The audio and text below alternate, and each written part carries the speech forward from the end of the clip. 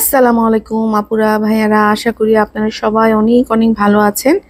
সবার কাছে রিকোয়েস্ট থাকবে লাইক দিয়ে ভিডিওটা দেখা শুরু করবেন এবং শেষ পর্যন্ত ভিডিওটা দেখবেন। যদি ভালো লাগে তাহলে অবশ্যই কমেন্ট করবেন, শেয়ার করবেন আর সাবস্ক্রাইব করতে কিন্তু একদম ভুলে যাবেন না।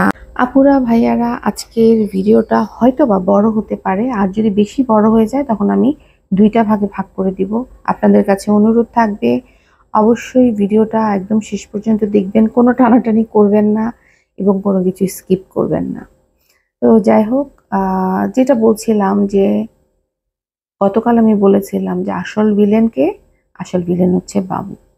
সবসময় কিন্তু দেখবেন নিজের ঘরের মানুষটাই কিন্তু কোনো না কোনোভাবে আপনার শত্রু বের হয়। ঘরের শত্রু বিভীষণ কথাটা কিন্তু এমনি এমনি আসে নাই। তো যে নিজের মা বোনকে কেউ এভাবে অপমান করে, মানে আমি শুধু কাহিনীতে শুনতাম, যেটা কিনা নিজে সাক্ষী হলাম সেই ভিডিওটা দেখে। না, শারমিনকে নিয়ে একদমই দুঃখ প্রকাশ করবেন না, কারণ সে নিজেও অন্যের ছেলেকে এভাবেই কবজায় করে রেখেছে। তাই তার ভাই যদি তার সাথে এরকম কিছু করে, এখানে অবাক হওয়ার কিছু নেই। আর তার যে বিষের ছুরি মুখ থেকে বের হয়, তার জন্য এসব খুব স্বাভাবিক। অন্যদিকে নিশি, যে কিনা সারাটা দিন আনন্দ ফুর্তি হা হা হি হি করে বেড়ায়, কিন্তু রাতে যখন সে ঘরে ফিরে এবং ক্যামেরার সামনে তার বোকাচোকা চেহারাটা নিয়ে বসে এবং চোখটা উল্টাতে উল্টাতে থাকে, তখনই শুধু তার মায়ের কথা মনে পড়ে আর গ্লিসারিন লাগিয়ে চোখে পানি কান্না ডলতে ডলতে বের করে। তো এগুলো নিয়েই আসলে কথা বলবো। সাথে আছে শারমিনকে নিয়ে বলবো। তারপর বাবুর কমেন্ট বক্সে লোকজন বাবুকে রীতিমতো জুতা জুতা পিটা ঝাড়ু পেটা সবকিছুই করছে। তো এগুলো নিয়ে কথা বলবো। গতকাল আমরা দেখলাম যে তাদের দুলাভাই আসছে, তো আমি অবাক হয়ে গেলাম যে দুলাভাইটাকে। তো দেখলাম কোথাকার কোন লোক গাড়ি হাঁকায়া। চিন্তা করে দেখেন, যারা এদের বাড়িতে গাড়ি হাঁকায়া আকিতা খেতে আসে তারা কেমন ধরনের মানুষ হতে পারে? তারা কখনোই কোনো ভালো মানুষ হতেই পারে না। তো এরা হয় ভাইরাল হতে আসছে অথবা এদের চ্যানেল গ্রো করার জন্য আসছে। আজব আজব মানুষ না এই দুনিয়াতে। এই কুলাঙ্গার বাবু, চিন্তা করে দেখেন, নিজের মা তার কষ্ট করে যে টাকাটা ইনকাম করছে, সারাটা দিন সারা রাত মহিলা সেই আয়ার কাজ করে, তারপরে বাসায় আসে, এসে আবার কিন্তু সে সামাজিকতা রক্ষা করারও চেষ্টা করতেছে। সেখানে সে কিছু জামা কাপড় কিনে নিয়ে আসছে। সেই জামা কাপড়গুলো বাবু যেভাবে ছড়ায় ছিটায় একটা একটা করে, এটার পিছনে নাকি ওইটার এই নাকি ওইটার সেই নাকি, কেমন ভাবে আচরণটা করছে। হতে পারে আমরা নিজের বাবা মা ভাই বোন হলে আমরা অনেক কিছু জিজ্ঞেস করি ফ্রি, তার মানে কিন্তু এই না যে এরকম করতে পারে। যেখানে অন্য মানুষরা কি দিয়ে গেল না দিয়ে গেল সেগুলো কিন্তু দেখারও সময় নেই, সেগুলো কিন্তু হাসি মুখে সব গ্রহণ করতেছে, কিন্তু নিজের ফ্যামিলির লোকজনের সঙ্গে করতেছে জঘন্য ধরনের ব্যবহার। খুব ভালো কথা, এবার শারমিন নিয়ে আসছে স্বর্ণের আংটি দেখে শারমিনকে ধন্যবাদ তো দূর কি বাদ, পুরো চেহারাটা কালো করে রাখছিল। এবং আংটি যখন পরাচ্ছিল শারমিন, তখন ওকে বারবার সাবধান করতেছিল যে আস্তে আস্তে ব্যথা লাগবে। আচ্ছা, শারমিন কি বুঝে না একটা ছোট বাচ্চার ব্যথা লাগবে? যে যাই হোক, অথচ ওই যে দুলাভাই, কোত্থেকে কোন ফালতু লোক আসছে, সেই দুলাভাইয়ের গিফট দেখে দুলাভাইও গোল্ডের জিনিস দিছে, শারমিনও গোল্ডের জিনিস, নিজের বোনটা দেখে মোটেও উৎফুল্লিত হয় নাই। আর ওই গিফট দেখে সে এত উৎফুল্ল, এত খুশি, মনে হয় যে ওর বাপের জন্মে কখনো ও গোল্ডের গিফট দেখে নাই। আর তেল মাথায় তেল দেওয়া, আমরা যেটাকে বলি শুদ্ধ বাংলা বলে আমরা বলি পাম মারা, সে পাম মারতেছিল। ওর তো মনে হচ্ছে 32 পাটি দাঁত বের করে ও হাসতেছিল, আপনি হাসি ওর থামতেছিল না। খুব খুশি হয়েছে যে তার মা আর তার ঝগড়া লাগানি বোনটা উপস্থিত নাই, বাবু শান্তিতে নিঃশ্বাস ফেলতে পারবে। মানে আমি বলতেছি, এটা ওর ভাব দেখে মনে হয়েছে, এটা আমার নিজের মনের কথা না। ঠিক আছে? তো বাবুর কমেন্ট বক্সে শুধু যে বাবুকে জুতা পেটা ঝাড়ু পেটা করছে তা না, বাবুকে অনেকে অভিশাপও দিচ্ছে, বুঝতে পারছেন? ও অনেকেই বলছে যে মায়ের মনে কষ্ট দিয়ে কখনো আপনি সুখী হতে পারবেন না, মা বোন জিনিস দিয়েছে সেগুলো দেখে তো মুখটা কালা করে রাখছিলি। এখন তুই দাঁত বের করে হাসতেছিস কেন? এবং সেখানে কিছু চামচা দালাল টাইপের লোক লিখছে, হ্যাঁ মায়ের মনে কষ্ট দিলে সুখী হতে পারে না। যদি অন্যায়ভাবে মা কষ্ট দেয় সন্তানদেরকে, তাহলে মারাও কোনোদিন সুখী হয় না। এটা কোন হাদিস লেখা আছে রে বেটি?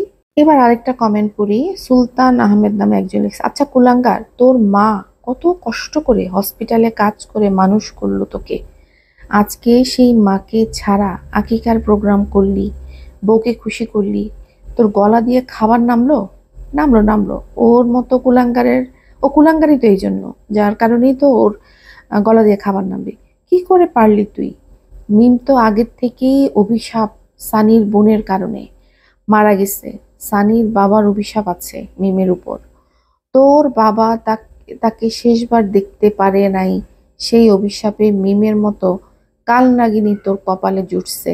আল্লাহ তোর আর মিমের এমন বিচার করুক যে সারা ওয়াইটি দেখুক মা বোনের অভিশাপে কুলাঙ্গারের কেমন অধপতন হয়।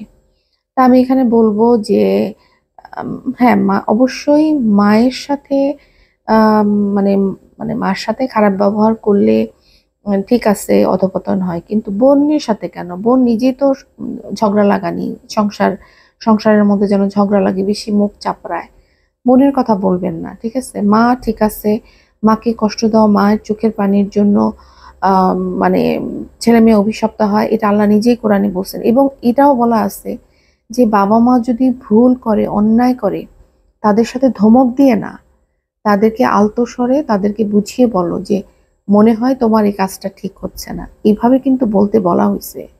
সেখানে বাবু রীতিমতো চিৎকার চেঁচামেচি করে এবং মাকে তুই তাই করে বলে। এবার দেখেন আরো একজন লিখছে, বাবু তোর উপর আল্লাহর গজব পড়বে, এবং তার সাথে অনেকেই সায় দিছে। ঠিক ঠিক ঠিক। এবার আরো কিছু কমেন্ট পরে পড়বো। মিমের, আরেকজন লিখছে যে মিমের বিয়ে করার আগে ভাইয়ের ছেলে মেয়ে দুটাকে অনেক আদর করতো, আর এখন এই বাবু কুলাঙ্গার ছেলেটা কত হাই হ্যালো দিল ক্যামেরার সামনে, একটুর জন্য ও ছেলেটাকে ডাক দিল না। দোয়া করি বাচ্চাটা যেন বাবা মার মতো অমানুষ না হয়। আবদিয়া তো মায়ের মতোই জেদি হয়েছে। আরেকজন লিখছে, বোন ও মা যখন উপহার দিছে মুখটা ছাগলের মতো কালা করে রাখছে, আর এখন হাসির ঠেলায় 32 পাটি দাঁত বের করে গেছে। আচ্ছা, মায়ের ছুটি কবে সেটা তো বাবু জানতো না? বাবু জানতো না? বাবু তো জানতো যে আকিকাটা কবে হবে, কারণ ওর ছেলের মেয়ের আকিকা। তাহলে বাবু কি মায়ের সাথে কথা বলে সে অনুযায়ী ডেট ফিক্সড করতে পারতো না?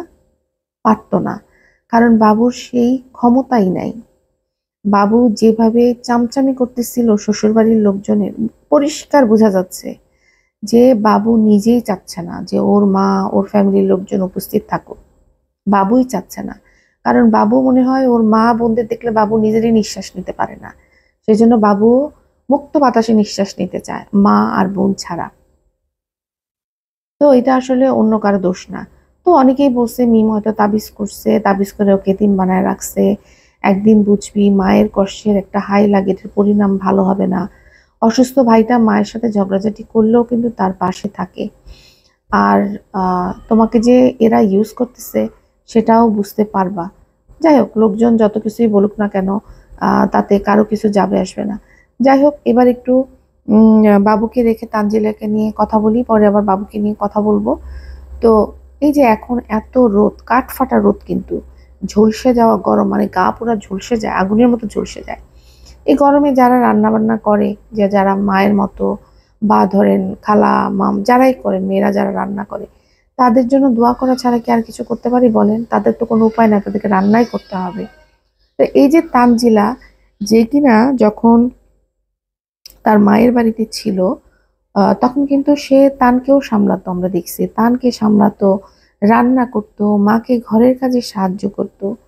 সেই মহিলা এখন 2 পয়সার মুখ দেখে রাজরানীর মতো আচরণ করে, সারাদিন ভিডিও, খানাপিনা, ঘুরতে যাওয়া, আর ওই কুলাঙ্গার স্বামীকে নিয়ে এই ঘোরাঘুরি করা। এই তো এতদিন এই তানজিলা প্রেগনেন্ট ছিল, তখন না হলে বুঝলাম যে ও কাজ করতে পারে না, ওর কাজ করতে কষ্ট হয়, সেটা ঠিক আছে, কিন্তু এখন তো ওর কোনো সমস্যা থাকার কথা না। শাশুড়িকে কেটে কুটে সাহায্য করতে পারে, কিংবা কি বলে এটাকে, অন্য কিছু করতে পারে, হ্যাঁ। কিন্তু হেল্প তো দূরে থাক, শাশুড়িকে রান্না বান্নার অর্ডার মারতে আসে, আর তাতে ইন্ধন যোগায় তার ওই জাম্বু জামাইটা। দেখেন, এতদিন কিন্তু আমি সাকিবকে জাম্বু টুম্বু ওগুলো কিছু বলি নাই, কিন্তু এখন বলতে কেন বাধ্য হলাম, কারণ হচ্ছে আমার গাটা জ্বলে গেছে। ওই সাকিব যখন এই গরমের মধ্যে তার মা রান্না বান্না করতেছে, হ্যাঁ, পোলাটার কি বিবেক নাই? মার জন্য একটু কষ্ট হয় না? শ্বশুর বাড়ির লোকের কাজকর্ম দেখে কিন্তু তানজিলা ইনকাম করে। চিন্তা করে দেখেন, না হয় ও দেখানোর কি ছিল, তো নিজে কিছু পারে না। উনি নিজে তো মার মতো আকাই মা, যার কারণে সে সম্মান কেন তাদের দিচ্ছে না বলেন? নিজে শাশুড়ি যে সারাটা দিন এত কষ্ট করে রান্না বান্না করে ওর যে পেটের মধ্যে খাবারের যোগান দেয়, সেখানে ও কি শাশুড়িকে কোনো উল্টা আরো চিন্তা করে দেখেন, সে তার শাশুড়িকে অর্ডার মারতেছে ডাল রান্না করেন। আমার মনে হয় না মানে তার মা এমন ট্রেনিং দিয়ে পাঠাইছে মাইয়ারে, মাইয়া পুরা ঝানু, বুঝতে পারছেন, একদম ঝুনা নারিকেল। আর পোলাও তাতে সাই দিতেছে, বলতেছে রান্না করো, অল্প করে করো। আমাদের তো শাশুড়িকে রান্না করে দেখলেই খারাপ লাগতো, আর তখনকার শাশুড়িরা ও বাবা, তারা রান্না বান্না করবে আর বউ সংসারে ঘুরে বেড়াবে, এটা তো কোনোদিনও মেনে নিতে পারতো না। হ্যাঁ, আবার তার মধ্যে গিয়ে অর্ডার করব মা ডাল রান্না করেন, আমি কিন্তু ডাল খেতে খুব পছন্দ করি। ওরে বাপরে বাপ, মানে এগুলো তো ভাবাই যেত না। তার মধ্যে আবার আমার হাজবেন্ড এসে, তখনকার যুগের স্বামীরা এসে বলবে যে, হ্যাঁ মা আমার বউয়ের জন্য ডাল রান্না করো, আমার বউ খুব ডাল পছন্দ করে। কোনোদিনও সম্ভব হতো না। মানুষের বিবেক থাকা উচিত, এদের সেই বিবেক নাই। আর ওই যে বললাম না, এদের মেয়েগুলোর মধ্যে বিশেষ ক্ষমতা আল্লাহ দিয়ে দিচ্ছেন, যে যারাই এই পরিবারে আসে বিয়ে করে কিছুদিনের মধ্যেই এরা গুটি সেটে মেরে বউয়ের আঁচলের তলায় ঢুকে পড়ে, আর নিজের পরিবারকে বিদায় জানায়, আল বিদা, বাবাই বাবাই, বিদায় জানায় ওদেরকে। এবার আসি মালতি নোংরাকে নিয়ে। মালতি নোংরাকে যে সেও যে হুমকি ধামকি খাইছে সেটা কিন্তু কনফার্ম, যার কারণে কিন্তু সব চেপে গেছে। কেন তারা করিম ব্যাপারীর বাড়ি থেকে কান্না করতে করতে বের হয়ে আসছে, তারপরে কেন চাচির বাড়িতে গিয়ে থাকলো, আর সেখান থেকে তারা মিমের বাসায় গেছে বাচ্চাকে উপহার দিতে, সেখানে কিন্তু মিমের উপস্থিতি ছিল না। আর বাবুকে খুব বিরক্ত মনে হয়েছে, মনে মনে হয়তো ভাবছিল যে এই আপদ কেন আসছে আমার সুখের ঘরে, অশান্তি বাধাইতে কেন এরা আসছে, মানে মনে হচ্ছে এর ভাবসাব দেখে। তো যাই হোক, মাল্টি নোংরার চাপা কিন্তু বন্ধ করে নাই। মাল্টি নোংরা তো ধরেন হুমকি দামকি খাওয়ার পরে আপনার হচ্ছে গিয়ে উম, কিচ্ছু বলতে পারে না, সব চেকিতে। ঢাকা থেকে কিন্তু খুব হুঙ্কার ছেড়ে আসছে, বেলুনের মতো চুপসায় গেছে, হ্যাঁ, অপমান খেয়ে। মাল্টি নোংরা বলতেছে যে মিম নাকি জোর করে তাকে রেখে দিতে চাইছিল আকিকার জন্য।